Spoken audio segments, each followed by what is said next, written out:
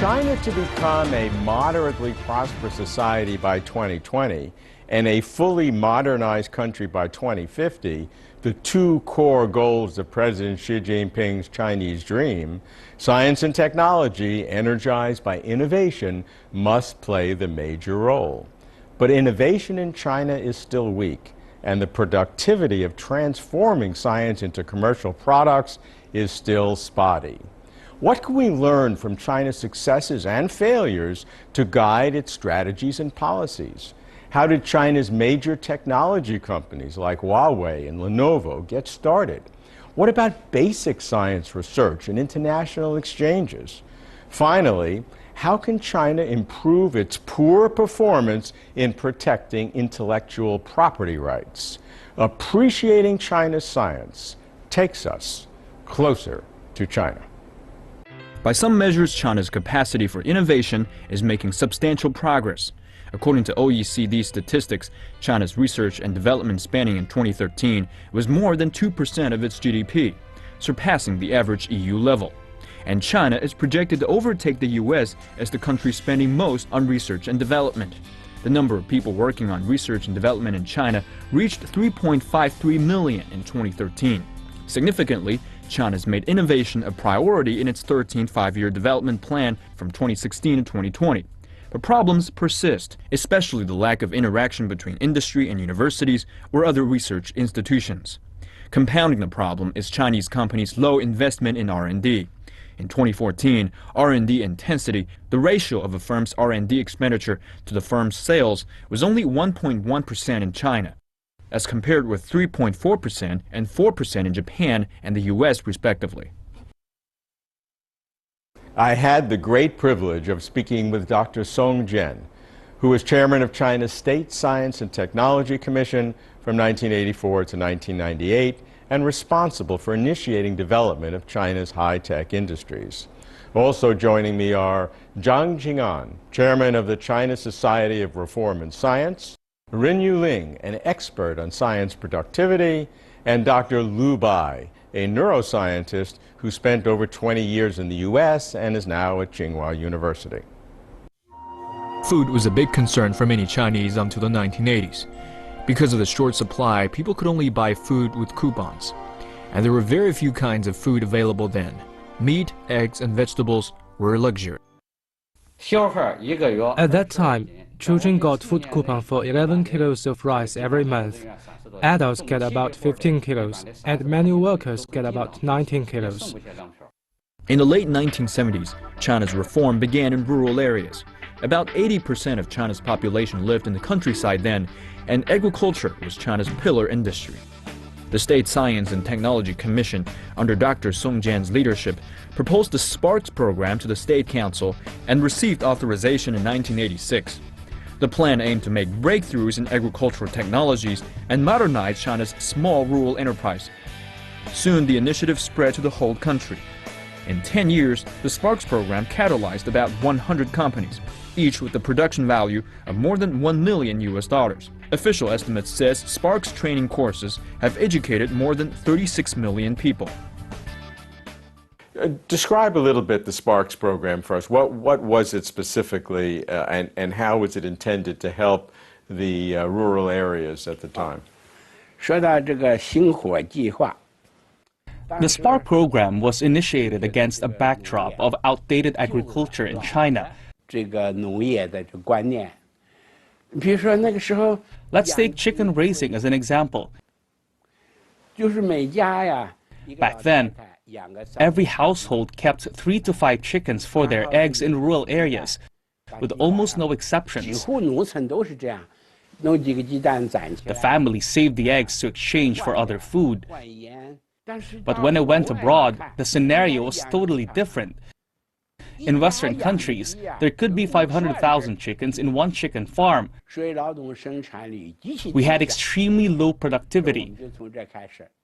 So we took it as our starting point to learn and introduce industrialized production, as well as mechanized raising and breeding to our country. The Spark program has significantly developed science and technology in China. It covers many sectors. To raise a few examples, the first bottles of red wine, white wine, and mineral water, the first feed additive factory, and the first nursery plant that does what we refer to as cell engineering for cultivating various germ chits. It made its first breakthrough with a banana germ chit. All these firsts were achievements we made during that period. We spent our whole life this way. Be it in rural or urban areas, there was no difference. We greeted each other with, "Have you had your meal?" Instead of "How do you do?" now at least we have enough to stay away from hunger. Former Premier Zhu Rongji helped in our progress. I once heard him say that we need to set aside half a year's worth of grain harvest for emergency in state-owned grain reserves. Whenever some region suffered from disasters, the nation would help transport and offer the grains for free. In this way, we would manage to keep people away from hunger, which I believe is a remarkable achievement for all Chinese.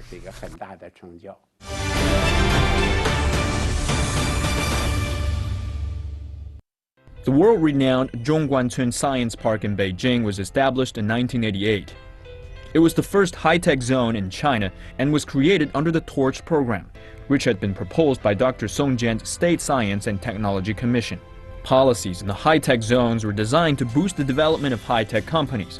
They included providing business startups with seed funds, cheap offices, and tax incentives. By 2014, China built more than 145 national high-tech zones across the country.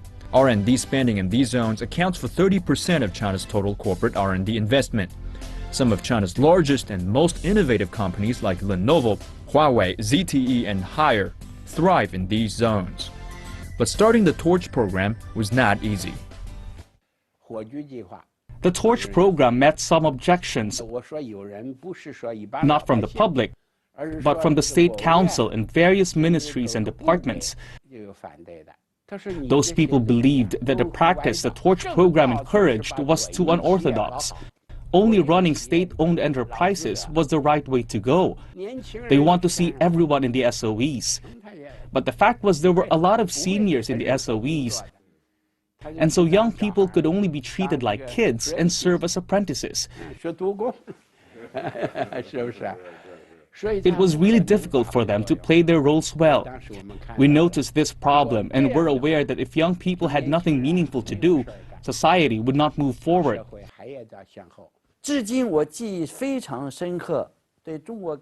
I'm still highly impressed by the CPC Central Committee's decision in 1985 to restructure China's science system. That policy change played a big role in promoting science. The decision summed up the experiences we've had since the founding of the new China. Extensively addressed problems in China's institutions and mechanisms, and created the blueprint for the whole reform initiative. With that decision, we made important progress in major areas. Back then, the most important policy change was the opening up of the technology market. Before, technologies were not counted as products,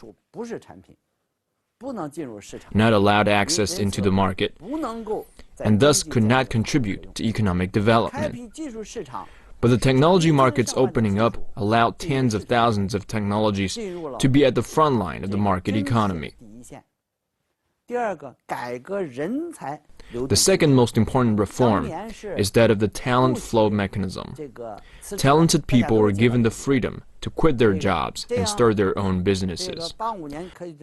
Because of this, quite a number of talents became pillars of economic development. Third, private high-tech companies were given support. They were what we today call startups. Mr. Song Jian supported entrepreneurship among technicians and other people with scientific backgrounds. He cared about technicians' work and lent support if they wanted to set up their own business.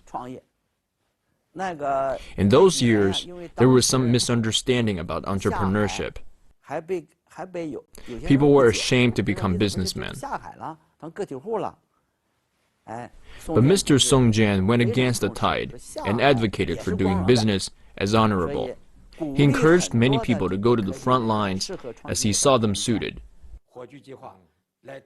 The Torch project paved the way for the construction of high-tech development zones where we have seen many of our projects grow. These high-tech zones are crucial, promoting not only the development of science and technology, but also reforms of the economy, society, and urban areas in general. The way we built the high-tech zones was based on Western models, so the zones enjoy broader pathways, wider green cover, a better environment, and more advanced engineering facilities, management, and technologies, as well as better everyday life. Progress was made in the way things are done in special economic zones. I think China's science and technology stands where it is and witnessed progress because we have changed our mechanisms in line with the market economy. It has been a critical step since reform and opening up.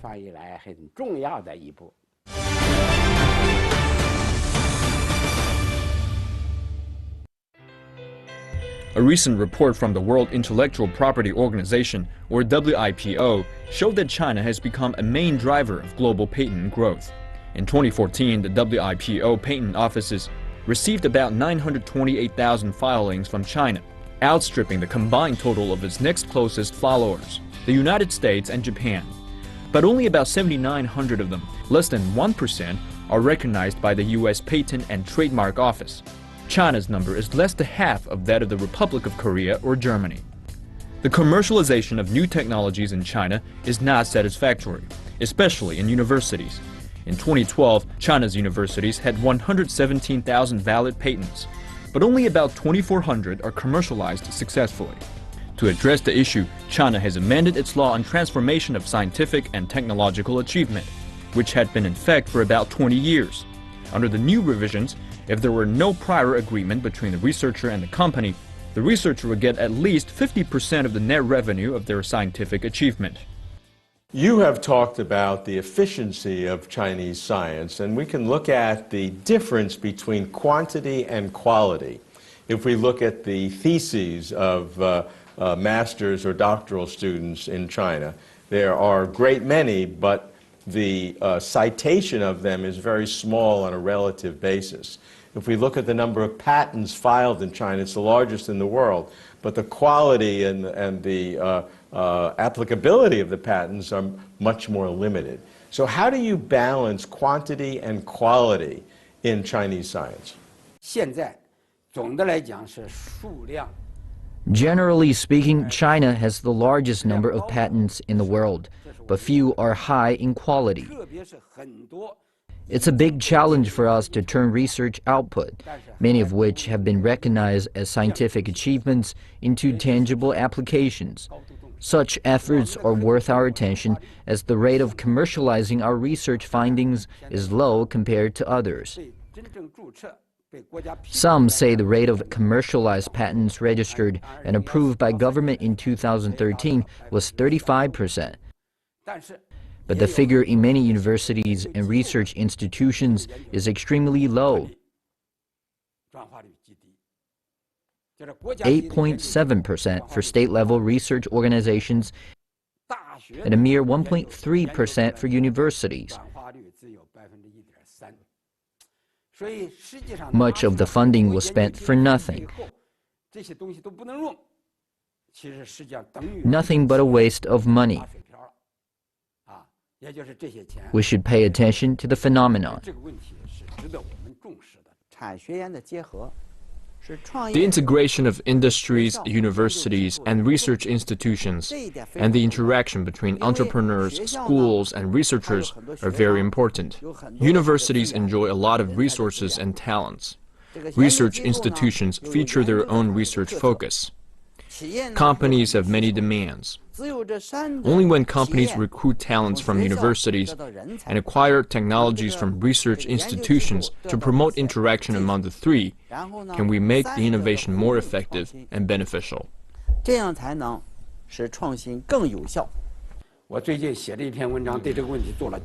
recently authored an article that gave a comprehensive analysis of this issue. I believe it is critical to impose stringent control over the use of research funding. We now have a lot of scientific achievements that are immature and cannot be turned into useful products. Why is that so? That's because researchers always exaggerate the significance of their research findings but set a low standard. Let me give you an example. Say we have a technology of turning coal into oil. In my understanding, only with a turning rate of more than 80% or 85% can we call it an achievement. That is, saving enough amounts of energy from the coal and the oil. But you know what? When I did an investigation during the time, a lot of factories entered the business. I learned from a chief engineer in a major company that the rate was only 42%. So I put forward my concerns and the government started to restrict the companies that wanted to follow the trend. Because we need a higher turning rate for applying technologies, we have many such technologies that are not mature enough for wider and better applications.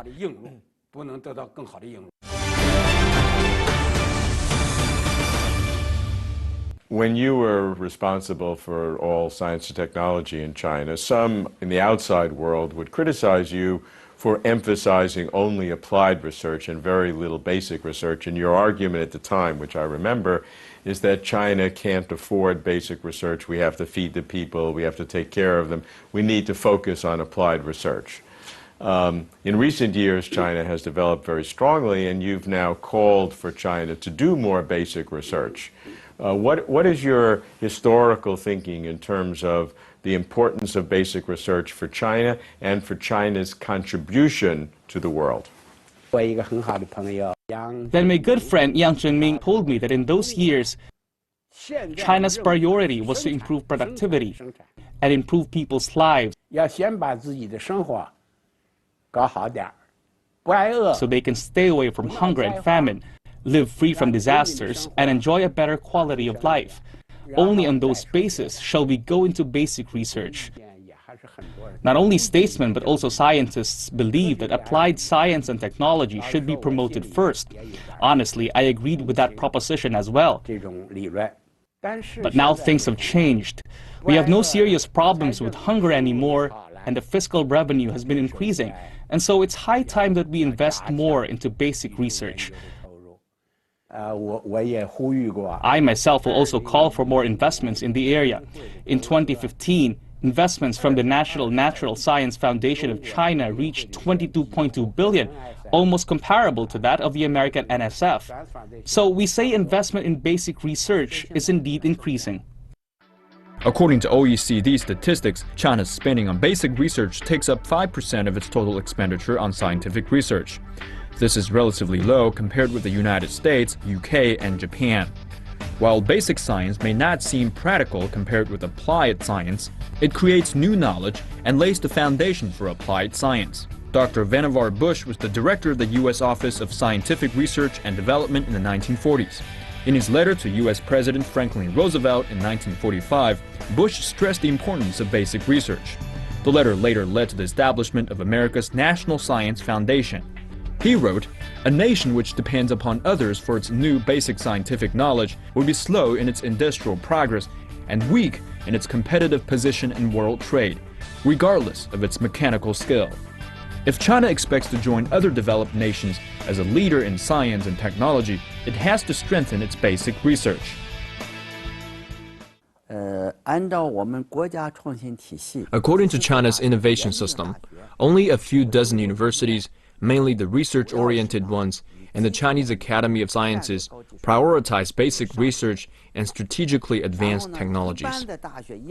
The regular universities or research institutions in general serve for innovation in companies. But at the beginning of reform and opening up, we were in great need of technologies, which prompted society to develop them. With our constant development, technologies in general could no longer satisfy the momentum of industrial development. Future innovation should be backed by basic research. Otherwise, no major breakthroughs will be possible. But if we look at Chinese society at present, we should recognize that although our development is strong, we lack the capabilities to do basic research and produce enough products in the upper stream. I think researchers doing basic science should not care about fame or fortune, but are devoted to the people and the nation. Those obsessed with making money can never do basic research well. So I think reforms should be made at the country level when it comes to professional evaluation and others. We cannot promote a person simply because they get their research findings awarded as scientific achievements. This will not work. Basic research is sometimes like a cornerstone. As long as there is progress made in terms of basic research, that very research finding should be recognized. In people's mind, basic science, basic research are not as important as the discovery of breakthrough technologies and things that will lead to economic improvement. This again will come back to the culture issue. That is, China has to one day come to a point where science is being treated as a way of doing things. That is, so in the statement that we made out in the opening issue of our WeChat, I, as one of the chief editor, I made a statement. I say, science is a lifestyle. One day, if you treat science not as a way of living, not as a way of getting your own fame, not as a way of benefiting institution or economy, but it's purely for the sake of you're pursuing the truth. Science is it's an intellectual life of human being, right? So pursue the truth,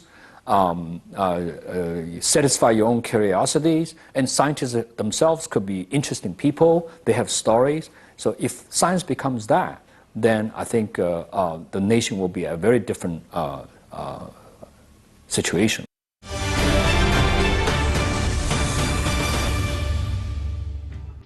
For China to strengthen its innovation capabilities, the protection of intellectual property has been seen as a bottleneck.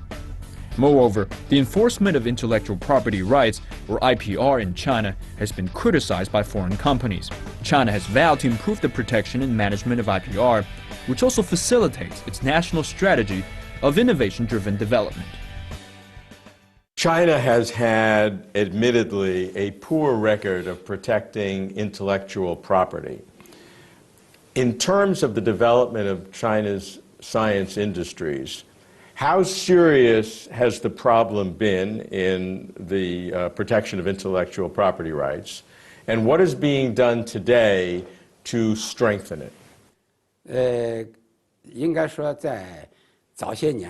Over the years, particularly in the 1990s or the beginning of the 21st century, there was not enough attention on the issue.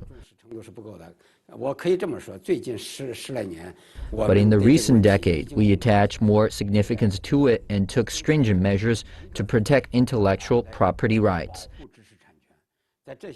We have made some achievements, but we have a large population in China, some well-educated, some not, and so it is complicated. Also, as I mentioned, the money-worshipping attitude and the failure in moral education cause some people to doggedly pursue their interests.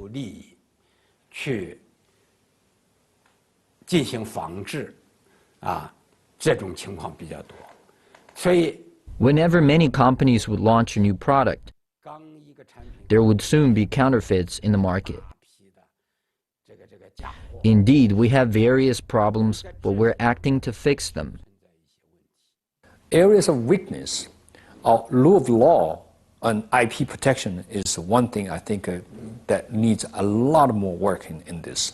So without the infrastructure of protecting intellectual property, without the punishment of those who fabricate and plagiarism and so forth, then your creativity, your intellectual properties, your whatever you do, you could do a great company like a Google, and next day somebody copying you, and it just destroy you, right?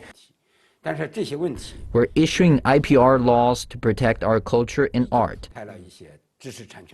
Then we also have mechanisms that protect composers and the like.